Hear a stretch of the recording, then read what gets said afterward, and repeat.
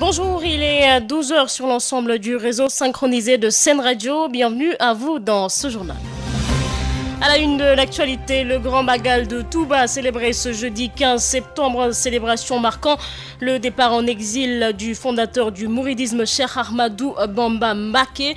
Une forte affluence notée dans la capitale du mouridisme entre récital de Coran, Khassaïd et Berné.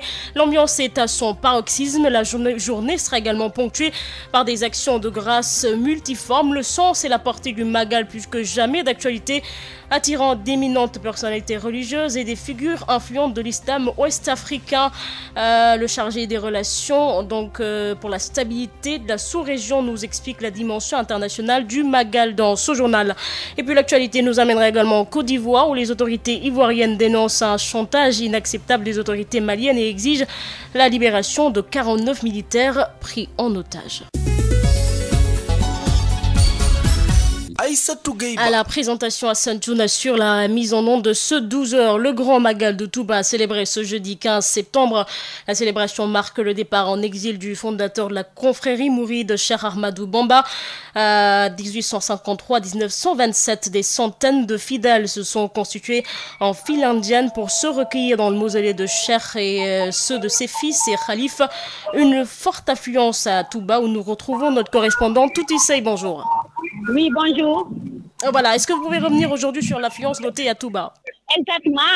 Actuellement, on a noté une très forte affluence, comme on l'avait d'ailleurs noté hier et avant-hier, mais aujourd'hui, l'affluence est devenue plus forte parce que, comme vous le savez, l'heure est au ziar et également, il y a certains qui donc effectuent des visites au niveau des familles religieuses. C'est pour cette raison que tout le monde est dehors. Les rues sont remplies et le problème, c'est le déplacement des populations. Certains ont des difficultés pour rallier les différents points parce que tout simplement, certains qui ne sont pas véhiculés sont obligés de marcher sous le chaud soleil. Le prix du transport ont grimpé et les populations ont des difficultés pour se déplacer, mais malgré cela, l'affluence devient de plus en plus forte, certainement. En début d'après-midi, ce sera peut-être le début du retour des pèlerins. L'autre aspect également qu'il faut signaler, c'est que le Magal de Touba est une occasion pour beaucoup de se faire de l'argent. Les activités commerciales marchent à merveille. Et comme on l'avait donc dit avec cette forte affluence, chacun fait ses achats. Et nous sommes rendus du côté des vendeurs d'œufs. Il fait très très chaud. Cette activité marche à merveille. Idem également la vente de mouchoirs. Nous avons également interpellé des vendeurs qui disent que ça marche également parce que les gens ont besoin de ces mouchoirs en tissu pour circuler. Chacun achète les prix varient. Et également, l'autre aspect, c'est la vente de boubou en tissu moelleux parce que c'est très prisé par la population avec cette forte chaleur.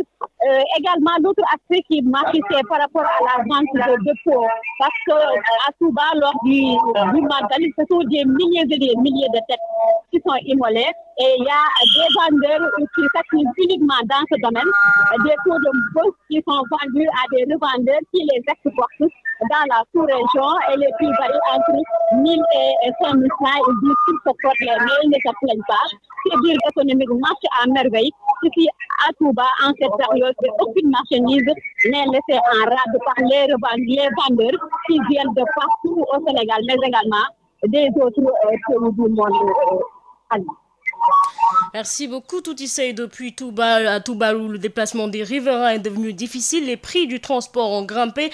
Le Magal de Touba est également une manière de booster l'économie du pays à travers la vente de marchandises, accessoires destinés aux pèlerins. 18 Safar, jour du Magal, se passe entre récital de Coran, Berné et séance de déclaration de Khassaïd.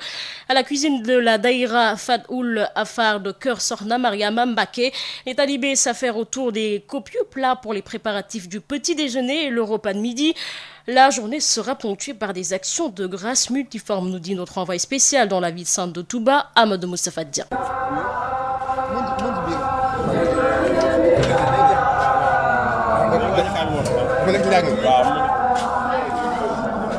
C'est le jour du Magal, jour d'action de grâce et de bernde ici à Touba. Depuis tôt le matin, les talibés s'affairent autour des cuisines pour préparer des mets à l'endroit des fidèles talibés venus sacrifier au Magal. Des poulets au chameau, rien n'est de trop, suivant les prescriptions de Serigne Touba pour cette action de grâce qui est un signe de reconnaissance et de gratitude envers le Seigneur. Immersion dans la cuisine de la Daïra Fathul Khafar. ñëpp àndandoo wax dëgg yàlla waajal ko waajal bu am solo nga gis ni soxna yi ñu ngi ci waajal. On s'est très bien préparé pour le bernde.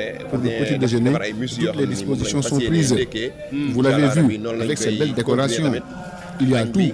Pour le déjeuner également, nous allons préparer des mets très délicieux. Des bœufs ont été tués, il y a de la viande de chameau et de poulet. Rien ne sera de trop pour le bernde, puisque le Magal est un jour de grâce, de recueillement et surtout de bernde.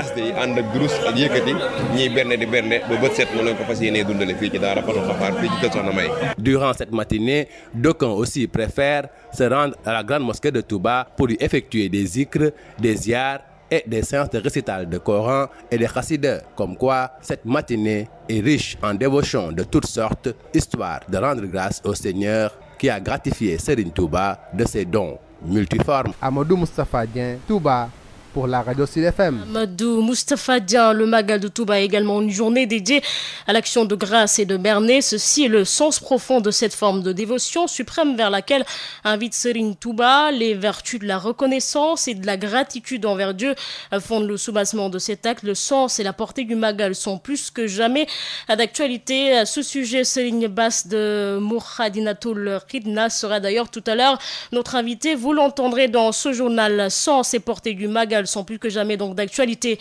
Diourbel qui occupe également une place importante dans le mouridisme. C'est ici que Serigne Touba a vécu en résidence surveillée de 1912 à 1927, date de son pas Adama Ndiaye. Oui, vous avez raison, c'est dans cette ville de Diourbel que Serigne Touba Khadimou Rassoul a vécu de 1912 à 1927. C'est lui-même qui a tracé la grande mosquée de Touba. Les travaux donc ont débuté de 1918 à 1925. La construction de cette grande mosquée, donc qui a débuté en 1918, s'est terminée en 1925.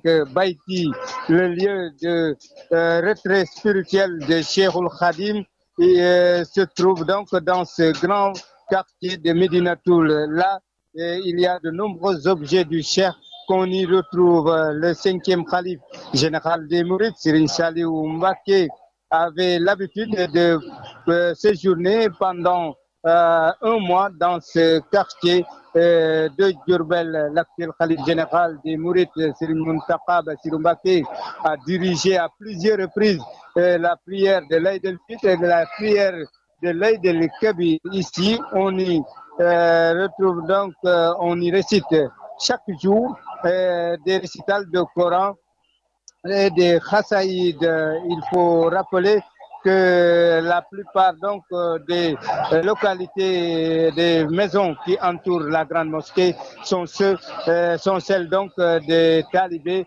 et grands dignitaires mourides talibés de Serigne Touba, Serigne Touba donc Khadimou Rassoul. Le Magal, c'est également des berndes à Médinatoul et des récitals de Coran et des Khassaïd. Pour rappel, depuis presque, disons, 3 jours, les talibés mourides qui sont à Médinatoul offrent des mots somptueux aux fidèles qui passent souvent par Diourbel pour rejoindre la capitale du Mouride. Il y a même ceux qui préfèrent fermer simplement leur maison et se rendre avec leur famille à Touba. À Touba, où vous a parlé Adama Ndiaye pour la radio Sud FM. Merci beaucoup Adama Ndiaye depuis Diourbel qui occupe une place importante dans le mouridisme, que Serigne Touba a vécu en résidence surveillée de 1912 à 1927, date de son rappel à Dieu. Le Grand Magal de Touba qui a également une dimension internationale, son impact sur la diplomatie religieuse sous-régionale consacrée par la présence d'éminentes personnalités religieuses et de figures influentes de l'islam ouest-africain, tels que l'imam Diko du Mali, Serigne Cheikh micro Bara Falilou Mbaké, consul du Sénégal en Arabie Saoudite et chargé des relations pour la stabilité de la sous-région. Le voici au micro de Amadou Moustapha Dia. Cette année, on a donc accentué sur la sous-région.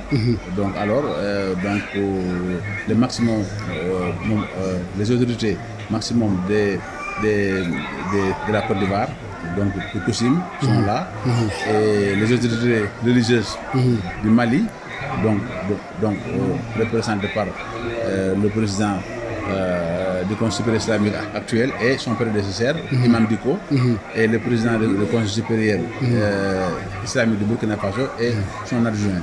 Et aussi le président du Conseil supérieur islamique de Guinée-Bissau et des imams de la Gambie.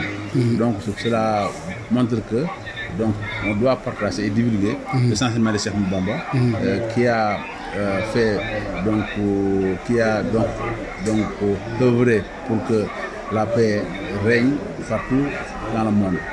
Et nous, si on a une référence telle que Cheikh Mbamba, on doit donc partager ces enseignements, on doit divulguer ces enseignements, pour vraiment pour en tirer des enseignements que au lieu de chercher des enseignements ailleurs, dans d'autres juridiques et personnalités mondiales, mais pourquoi pas se référer entièrement au enseignement de Cheikh Mbamba. La raison pour laquelle nous encourageons les écrivains mourides vraiment à travers leur fondation ou association pour qu'ils continuent à écrire dans toutes les langues pour vraiment partager les enseignements de Cheikh Mbamba. Les écrivains qui ont participé à l'exposition des Massaïl Continent, donc la semaine dernière. Allah donne une longue vie à Cheikh Mountakha Mbacké pour qu'il continue à réaliser l'ouverture. Sud International. En Côte d'Ivoire, quand la fin de la crise entre la Côte d'Ivoire et le Mali, alors que Bamako exige l'extradition de ses ressortissants recherchés par la justice et exilés en Côte d'Ivoire avant la libération des 46 autres soldats détenus au Mali, Abidjan dénonce un chantage inacceptable des autorités maliennes et exige à son tour la libération sans délai de ces soldats. Toutefois, les autorités ivoiriennes s'en remettent à la CEDEAO pour trouver une issue heureuse à cette crise. La correspondance est signée Justin Assalé. La Côte d'Ivoire ne cédera pas au chantage des autorités maliennes qui lient la libération des 46 autres soldats ivoiriens détenus à Bamako à l'extradition des ressortissants maliens recherchés par la justice malienne et exilés en Côte d'Ivoire. Ainsi peut-on résumer le communiqué du Conseil national de sécurité extraordinaire tenu ce mercredi 14 septembre 2022 à Abidjan. Le Conseil national de sécurité considère ce chantage comme inacceptable et exige la libération sans délai de nos soldats. Peut-on lire dans ce communiqué du CNS avant d'indiquer que la Côte d'Ivoire, pays attaché à la paix, à la stabilité et au respect de l'état de droit dans la sous-région, ne peut s'inscrire dans une logique de déstabilisation d'un pays tiers. Afin d'éviter tout conflit qui mettra à mal les relations entre les deux pays, le président ivoirien Alassane Ouattara a instruit le ministre d'État, ministre des Affaires étrangères, Kandia Camara, à l'effet de saisir la commission de la CEDEAO en vue de la tenue dans de meilleurs délais une réunion extraordinaire des chefs d'État et de gouvernement pour examiner la crise entre la Côte d'Ivoire et le Mali afin d'aboutir à la libération des soldats ivoiriens détenus par la junte malienne dans de plus brefs délais. Pour rappel, 49 militaires ivoiriens arrêtés au Mali le 10 juillet dernier et considérés comme des mercenaires sont inculpés depuis la mi-août pour atteinte à la sûreté de l'État. Parmi ces soldats, 3 ont été libérés le 3 septembre dernier et ont pu regagner leur famille à Abidjan. Justin Assalé, Abidjan pour Sud FM. Justin Assalé, le président russe Vladimir Poutine a salué jeudi 15 septembre le développement positif des relations avec Téhéran lors d'une rencontre avec son homologue iranien en marge d'un sommet de l'Organisation de coopération de Shanghai, ajoutant qu'il faisait tout pour que l'Iran intègre ce groupe, rapporte l'AFP. Puis cette brève sportive, à l'approche de la Coupe du monde de football mi-novembre, la pression s'accentue sur la FIFA et le Qatar, pays hôte de la compétition. Un sondage publié jeudi 15 septembre est réalisé auprès de 17 000 adultes dans 15 pays relevant, qui révèle que 73% des personnes interrogées souhaitent que la FIFA utilise une partie de l'action aux ouvriers du mondial 2022. Commandée par l'ONG Amnesty International, l'enquête montre également que plus de 2 tiers des sondés veulent que les fédérations de football de leurs pays respectifs s'expriment publiquement sur les affaires relatives aux droits humains. Sud Midi, l'invité. Notre invité, il s'agit de Serigne Bass de Moukhaddamatoul Khidma. Il revient donc sur le sens et la portée du Magal, interrogé par Amadou Moustapha Dia. Alors, présentez-vous d'abord. Mon nom, moi, c'est Serigne Bass. Je suis membre du Daïra Moukhaddamatoul Khidma de la grande mosquée de Touba. Quel est le sens du Magal? En fait, le Magal de Touba, c'est une commémoration du départ de l'exil de notre vénéré cheikh, le cheikh Ahmed Bamba Khadim Rassoul, qui avait ordonné à ses disciples de commémorer cette journée pour rendre grâce à Dieu. C'est ça l'objectif du Magal, rendre grâce à Dieu. Et il est important de souligner aussi que c'est Cheikh Ahmed Bamba qui a célébré le Magal vers les années 1922. C'est lui-même qui a initié ça et célébré le Magal. Et ensuite, les disciples ont continué cette célébration. Comment faire le Magal? Comment faire le Magal? Le Magal, on le fait comme le faisaient le cheikh et ses disciples. Il y a un fait historique qui a marqué le Magal, c'est le mouton que le cheikh avait lui-même ordonné qu'on égorge pour rendre grâce à Dieu. Donc, on peut dire que la première chose, c'est les bernets, comme on a l'habitude de le dire. Mais aussi, il y a un aspect important, c'est l'aspect culturel. C'est les zikrs qu'on fait, des fois faire les causeries pour rappeler un peu la mission du cheikh, faire les bernets. Mais tout ça avec un seul objectif, c'est rendre grâce à Dieu. Quel est le sens de l'action de grâce? Y a-t-il un secret qui est derrière l'action de grâce pour le musulman? Oui, l'action de grâce, c'est une bonne question aussi, parce que c'est le Coran même qui ordonne aux musulmans de rendre grâce à Dieu. Et quand Dieu dit que il faut me rendre grâce, et il y a un autre verset qui dit que malheureusement beaucoup de personnes ne rendent pas grâce à Dieu. On doit savoir que rendre grâce à Dieu, c'est très important. C'est une obligation pour un musulman de le faire. On rend grâce à Dieu sur les choses licites aussi. Ça aussi, c'est important de donner à manger pour le seul objectif, c'est rendre grâce à Dieu. Dire qu'on ne peut pas parler du Magal sans parler de l'aspect du soufisme. Parce qu'il y a un aspect important, c'est la purification, de faire tous les actes pour Dieu seulement. Ça, c'est ce qu'on appelle ikhlas ou bien ihsan. Tout ça résume l'aspect du Magal, parce que c'est un grand jour pour le mouride en particulier, mais pour tout un musulman, parce que Cheikh Ahmed Bamba était venu pour tous les musulmans. 1922, 100 ans de célébration du Magal. Quelle dimension prend le Magal aujourd'hui? C'est une question qui oblige à chaque mouride de faire une rétrospection de soi-même et de la célébration du Magal. Nous tous, nous avons vu par exemple les archives qu'on a eues du Magal, comment le Magal se célébrait autrefois, et actuellement comment le Magal se célèbre. On voit partout les chameaux, les safars et tout ça. Ça n'existait pas auparavant, bien vrai que nos pères, ils célébraient le Magal avec le cheikh, les moyens qu'ils ont. L'objectif principal et la différence, c'est l'ikhlas que chaque disciple a sur la célébration du Magal. Aujourd'hui, on peut dire que le Magal a pris l'ampleur aujourd'hui que du côté économique, du côté social, du côté de l'islam, ça a pris une grande ampleur, sans compter de l'ampleur de l'unification qu'on nous tous on voit sur le Magal, parce que maintenant on voit des délégations des autres chefs religieux, mais non seulement des chefs religieux, on voit aussi des fois des chefs coutumières et des pays. Et ça, c'est un aspect très important pour la paix et pour l'unification des musulmans. Merci beaucoup. Merci. Aïssatou Gueiba. À 12h22, c'est la fin de ce journal, mais avant de nous quitter, le rappel des titres.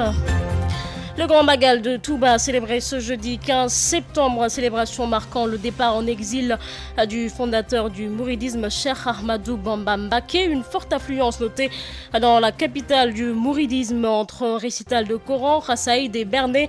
L'ambiance est à son paroxysme. La journée sera également ponctuée par des actions de grâce multiformes. Le sens et la portée du Magal, plus que jamais d'actualité, attirant d'éminentes personnalités religieuses et des figures influentes de l'islam ouest africain. Le chargé des relations pour la stabilité dans la sous-région nous a expliqué la dimension internationale du Magal dans ce journal.